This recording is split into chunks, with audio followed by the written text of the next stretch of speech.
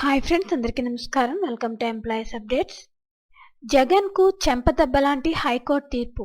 జగన్ సర్కార్ మరో 50 రోజుల్లో ఎన్నికలకు వెళ్లనున్న సమయంలో హైకోర్టు ఓ విషయంలో ఘాటుగా స్పందించింది. గుంటూరు నగరంలో డయేరియా మరణాలు జగన్ సర్కారుకు చెడ్డపేరు తెస్తున్నాయి. దీనిపై ఏపీ హైకోర్టు సుమోటోగా స్పందించింది.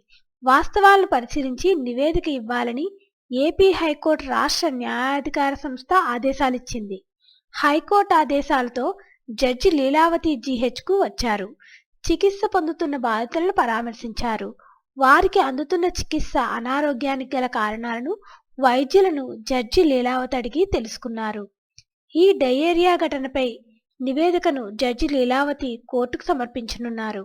దాదాపు 2 వారాలుగా గుంటూరు నగరంలోని పలు ప్రాంతాల ప్రజలను కలుషిత నీటి సమస్య వణికిస్తోంది. కలుషిత నీరు తాగి వాంతులు, విరోచనాలతో పదుల సంఖ్యలో రోగులు ఆసుపత్రుల్లో చేరుతున్నారు. అంతేకాదు, 4 డయేరియా అనుమానిత లక్షణాలతో మృతి చెందారు కూడా. సో ఫ్రెండ్స్, గుంటూరు నగరంలో డయేరియా మరణాలకు జగన్ సర్కార్కు చెడ్డ పేరైతే వస్తుంది ఫ్రెండ్స్. దీనికి సంబంధించి ఎటువంటి అప్డేట్ వచ్చినా మన ఛానల్లో తెలియజేయడం జరుగుతుంది. ఈ వీడియో కనుక మీకు నచ్చినట్లయితే లైక్ చేయండి, షేర్ చేయండి. అలాగే మన ఛానల్ సబ్స్క్రైబ్ చేసుకోండి. Thanks for watching this video.